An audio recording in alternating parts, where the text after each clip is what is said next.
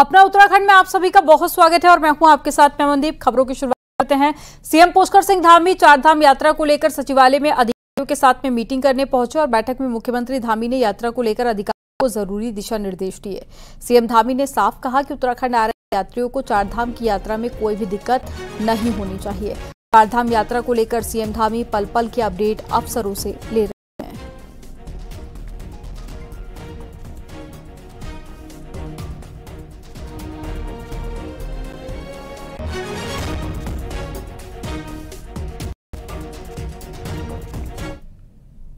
वहीं देहरादून में समीक्षा बैठक से पहले सीएम पुष्कर सिंह धामी ने ऋषिकेश का दौरा किया और सीएम धामी ने ट्रांजिट कैंप जाकर यात्रा व्यवस्थाओं का जायजा लिया। मुख्यमंत्री ने भोजन, पानी, रहने, स्वास्थ्य सेवा और यात्रियों के रजिस्ट्रेशन समेत सुरक्षा की भी जानकारी अधिकारियों को दी। ट्रांजिट कैंप में कई चारधाम यात्री रुके हुए हैं। वहीं सीएम धामी यात्रियों से मुलाकात करने के लिए पहुंचे और यात्रा को लेकर फीडबैक भी यात्रियों से सीएम धामी ने लिया। ऋषिकेश ट्रांजिट कैंप में दूसरे राज्यों से चारधाम की यात्रा में आए लोग रुके हुए हैं जो यहीं से आगे की यात्रा के लिए रवाना हो रहे हैं। सीएम धामी ने यात्रियों से मुलाकात करके सभी यात्रियों के चार धामों के दर्शन का भरोसा दिया।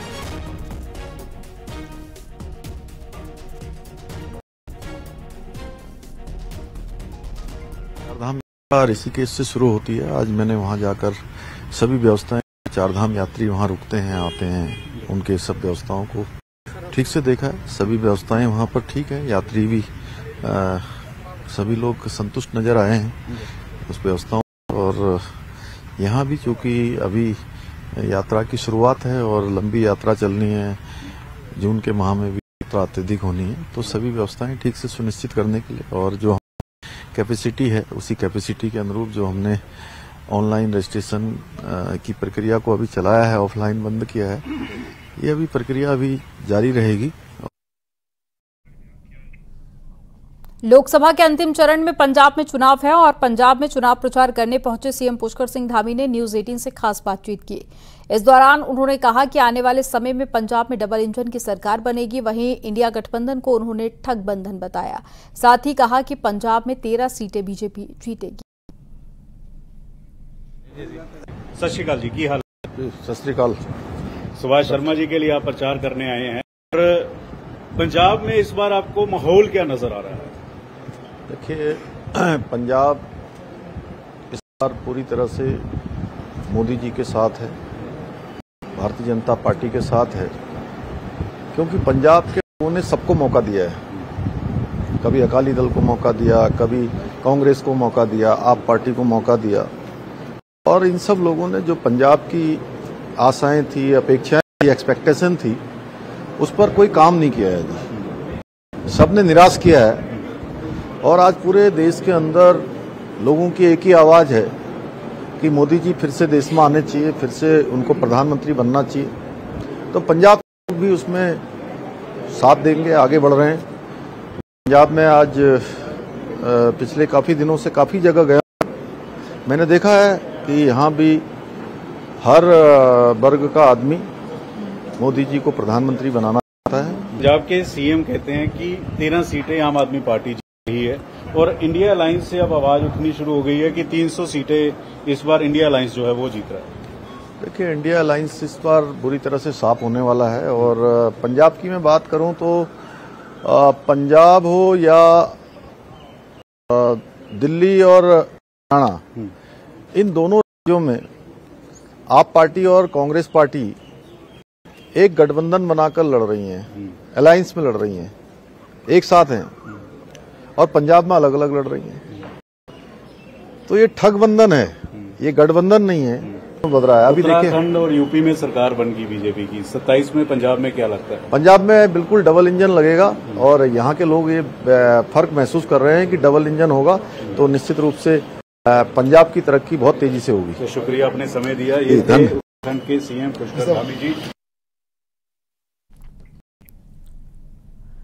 बागेश्वर में डायलिसिस यूनिट से चोरों ने 155 इंजेक्शन चोरी कर लिए हैं, जिसकी कीमत 3.5 लाख रुपए बताई गई है और मामले में पुलिस ने जांच शुरू कर दी है। पुलिस के अनुसार चोर खिड़की का शीशा तोड़कर अंदर दाखिल हुए और फ्रिज में रखे इंजेक्शन लेकर फरार हो गए। ये इंजेक्शन किडनी पेशेंट के खून बढ़ाने के लिए इस्तेमाल किए जाते थे।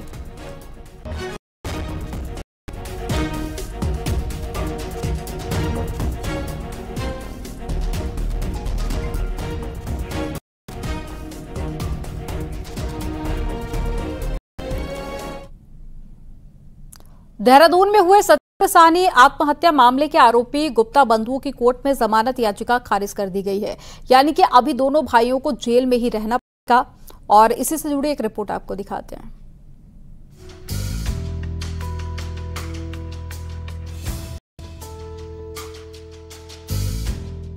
साउथ अफ्रीका में जैकब जुमा की सरकार में वित्तीय अनियमितता करने गुप्ता बंधु काफी सुर्खियों में रहे थे, लेकिन अब गुप्ता बंधु देहरादून जेल में हैं। गुप्ता बंधुओं पर बिल्डर सत्येंद्र साहनी को सुसाइड के लिए उकसाने का आरोप है। दरअसल सत्येंद्र साहनी और संजय गुप्ता की एक बिल्डिंग कंस्ट्रक्शन कंपनी थी, जो देहरादून एक निजी कॉलेज के मालिक अमित अग्रवाल की प्रॉपर्टी पर सोसाइटी को डेवलप कर रहे थे।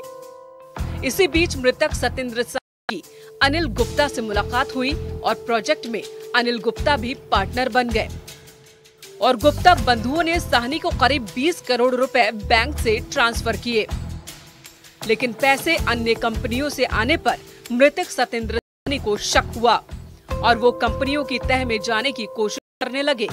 तो अजय गुप्ता ने साहनी को परेशान किया और प्रोजेक्ट पर खुद ही काम करने और इस प्रोजेक्ट से सत्येंद्र साहनी को बाहर करने का दबाव बनाया, जिस पर सत्येंद्र साहनी ने 16 मई को एक शिकायत पत्र देहरादून पुलिस को भेजा था और गुप्ता बंधुओं से अपने और अपने परिवार को जान का खतरा बताया था। जांच अभी बड़े प्राथमिक स्तर पे है और ये इतने प्रभावशाली व्यक्ति हैं, देहरादून में रहते हुए सहारनपुर में फाइल खुलवा सकते हैं, तो ये बाहर आके विटनेसेस को भी इंटरफेयर कर सकते हैं, विटनेसेस भी ट्रायल को भी इफेक्ट कर सकते हैं। करीब 300 करोड़ रुपए की लागत से तैयार होने जा रहे इस सोसाइटी में जहां गुप्ता बंधुओं का पैसा लग रहा था, वहीं उन कंपनी भी सवाल उठने लगे हैं। साथ ही गुप्ता बंधुओं के अधिवक्ता का कहना है कि पार्टनरशिप में जब दिक्कतें आई तो गुप्ता बंधुओं ने पैसे वापस मांगे, जो अधिकार भी है, लेकिन सत्येंद्र साहनी ने खुदकुशी कर ली। उसके काउंटर ब्लास्ट में इन्होंने यहाँ पर उसके बाद एक कंप्लेंट की 16 मई को कंप्लेंट की। 9 मई के बाद हमारी इनसे कोई मुलाकात नहीं। जब वहाँ उनको बुलाते रहे, बुलाने लगे कि इस पे आप स्पष्टीकरण दे, जवाब दे, जो कुछ इन्होंने कहना है, वो इस दबाव नहीं सहन कर पाए और सुसाइड कर दिया। भाई सुसाइड हमारा किस चीज का है? ना हमारा कोई दबाव है, हमारा ये एडमिटेड है, हमने पैसा दिया है, ये एडमिटेड है कि हमारा 85% का इन्वेस्टमेंट है। मामले में फिलहाल गुप्ता बंधुओं की जमानत याचिका सेशन से खारिज हो चुकी है। अब कुछ और दिन अनिल गुप्ता और अजय गुप्ता को जेल में ही गुजारने होंगे। वहीं अब बचाव पक्ष सीनियर डिवीजन में जमानत याचिका दाखिल करने की तैयारी में है। न्यूज़ 18 के लिए देहरादून से सत्येंद्र बर्तवाल की रिपोर्ट।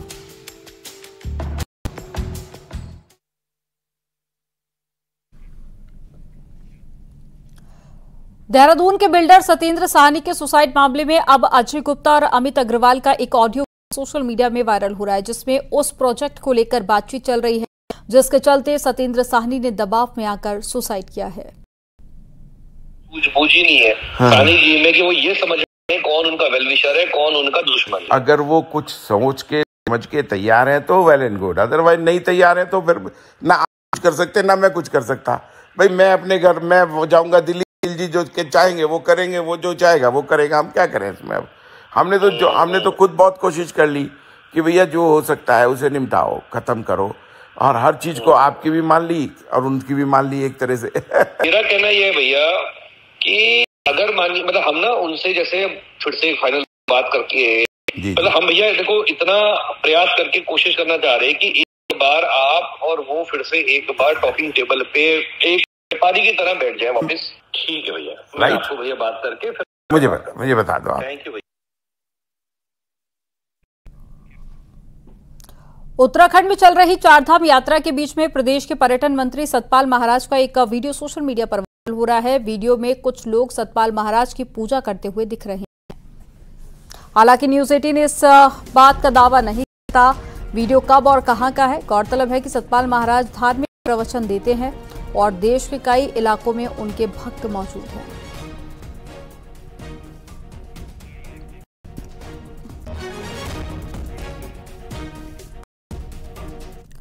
जाम से जूझ रहे नैनीताल में अब यातायात के लिए प्रशासन संजीदा हुआ है। हालांकि घंटों के जाम से भी टूरिस्ट परेशान हैं, लेकिन अब अधिकारी दिखने लगे हैं। होटल के दबाव के बाद में अब एसएसपी नैनीताल ने कहा है कि टूरिस्टों को नैनीताल आने से नहीं रोक रहे हैं। हालांकि कैंचीधाम भवाली जाने वाले टूरिस्टों को डाइवर्ट कर रहे हैं। आपको बता दें कि पिछले 4 दिन से नैनीताल के आसपास जाम की स्थिति बनी हुई है। घंटों तक पर्यटक जाम में फंसे रहते हैं और बिना कोई सूचना के पुलिस द्वारा पर्यटकों को वापस भेजने पर रविवार को पर्यटन कारोबारी ने विरोध दर्ज किया था।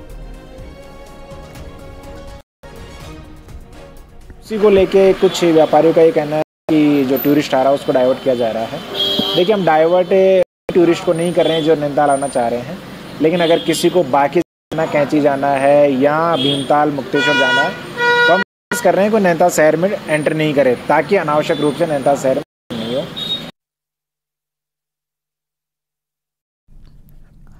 उत्तराखंड के मैदानी जिलों में 2 से 3 दिन लोगों को गर्मी से जूझना होगा। मौसम विज्ञान केंद्र के मुताबिक 29 मई तक राहत मिलने के बाद में कोई उम्मीद नहीं है और तापमान 40 से 41 डिग्री तक बना रहेगा। हालांकि पहाड़ी जिलों की बात करें तो यहां पर हल्की बारिश से लोगों को राहत मिलती रहेगी और साथ ही 1 अप्रैल से 27 मई तक मैदानी जिलों में बारिश ना के बराबर हुई और यही वजह है कि जो अधिकतम तापमान 35 डिग्री सेल्सियस तक होता था वहीं ये तापमान पहुंचकर 40 डिग्री तक पहुंच गया है। हालांकि लू की कोई संभावना नहीं है।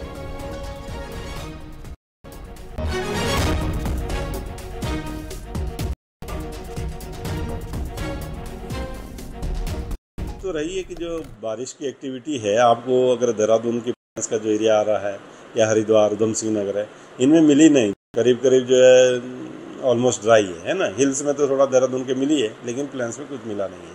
तो वो भी एक रीजन रहता है कि जो टेम्परेचर लगातार थोड़ा जो है सामान्य से वो ऊपर बने हुए हैं, तो वो रीजन है उसके लिए जी।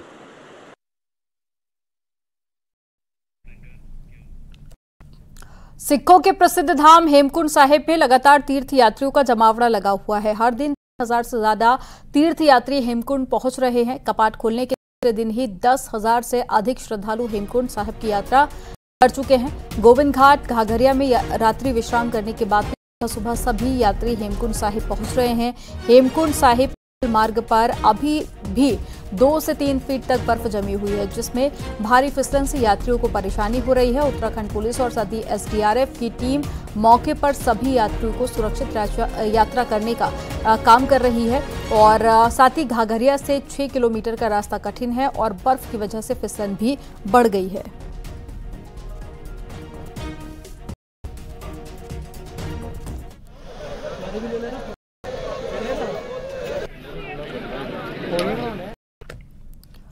यहां रुकेंगे एक छोटे से ब्रेक के लिए। आप देखते रहिए न्यूज़ 18।